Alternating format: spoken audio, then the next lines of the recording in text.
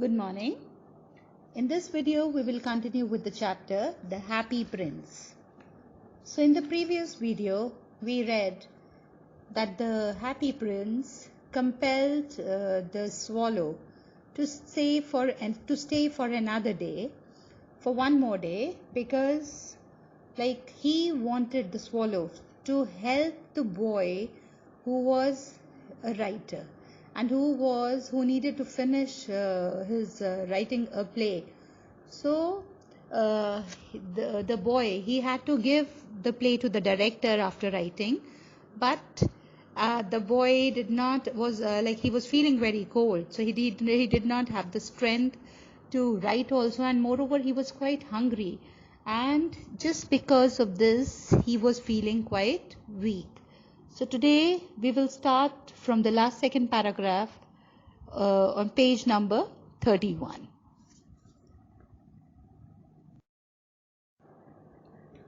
"I will wait with you one night longer," said the swallow, who really had a good heart. He asked if he should take another ruby to the young playwright. "Alas, I have no ruby now," said the prince. So now in this, what is given here is, the swallow was a very kind-hearted bird. So the swallow, he understood what the prince was trying to tell him. So what he did was, he just said that he's going to wait for another night, and he is going to, the happy prince, he wanted the swallow to help the boy. So he just agreed that he's going to stay back for one more night. And after this, the swallow, he asked the happy prince if he had to take another ruby to give it to the young playwright, like he had given it to the old lady. Then the happy prince, he said that it was he did not have any more ruby now. So he was just quite depressed that time. Then after that, the happy prince says, "My eyes are all that I have left." So he says that it is only the eyes that are left. Rest, he is given everything, all the precious stones that were there on the statue, he has given it to the needy people. So my eyes are all that I have left.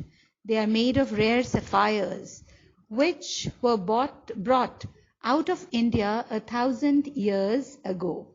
So now what he says is that he does not have any precious stone left on the statue, and it is only his eyes that are there, and the eyes, they were made of precious and rare sapphires, were brought thousands of years ago from India. He ordered the swallow to pluck out one of them and take it to the playwright. So happy prince, what he did was, he just commanded the swallow to a sapphire from one of his eye and give it to the playwright and help him. He will sell it to the jeweler and buy firewood and finish his play, he said. "Dear prince," said the swallow, "I cannot do that." And he began to weep. So in this, it is given that the swallow, he said that he cannot take the precious stone, he cannot take the sapphire that was there in the eye of this happy prince. So what he said was that the happy prince, he wanted to just give away his eyes to that boy, and he started crying. So the swallow told the happy prince that the swallow could not do that. He cannot just take away his eyes also, because it was through his eyes that he could see the whole city. He could see the suffering. He could see the miseries of the people living there. "Swallow, swallow, little swallow," said the prince, "do as I command you." So the swallow plucked out the prince's eye and flew away to the young man's garret. It was easy enough to get in, as there was a hole in the roof. Through this he darted is pushed himself inside, and came into the room. The young man had his head buried in his hands, so he did not hear the flutter of the bird's wings, and when he looked up he found the beautiful sapphire lying on the withered violets. Withered, I told you in the previous videos, are also that is the dried violets are the flowers here, and withered is that have been dried. So now what he does is, like the happy prince, he ordered the swallow to take away the sapphire from one of his eye, and the swallow was not willing to do so. So what he did was, he just commanded the swallow to take the sapphire from one of his eye, and so the swallow took out the sapphire from one of his eye and flew away to the young man's garret. And when he reached there, so that time there was a hole on the roof of the room, and the swallow entered the room through this hole. So the boy, he was sitting with his hands on his head, and that's why he could not hear. So when the bird fluttered, when the swallow fluttered, so he could not make the fluttering of the bird's wings also that time. So what he did was, he just looked up, and he saw that the sapphire was lying on the withered violets, on the dried flowers. "I am beginning to be appreciated," he cried.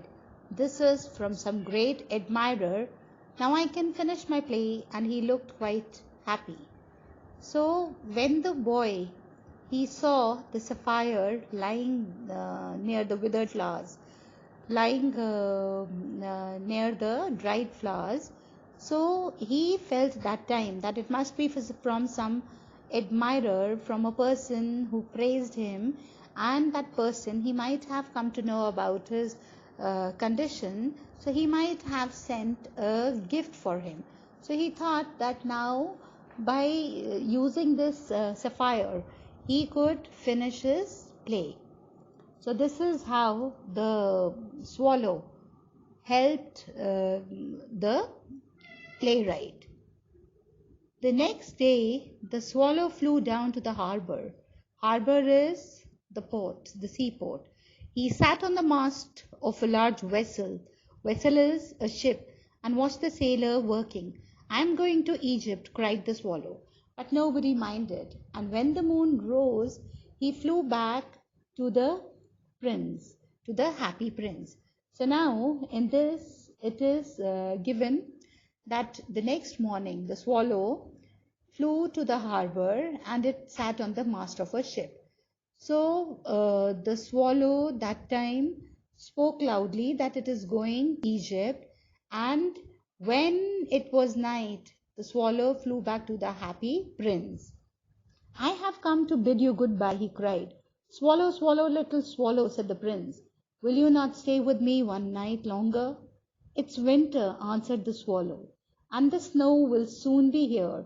In Egypt the sun is warm on the green palm trees, and the crocodiles lie in the mud and look lazily about them." So now in this, what is given here is the happy prince. When the swallow came to the prince to bid goodbye, so that time the happy prince, he again requested the swallow to stay with him for one more night. So the swallow told the happy prince that it was the winter season, and it would soon start snowing. So, but the weather in Egypt was quite warm, and even the crocodiles, they were lying on the mud.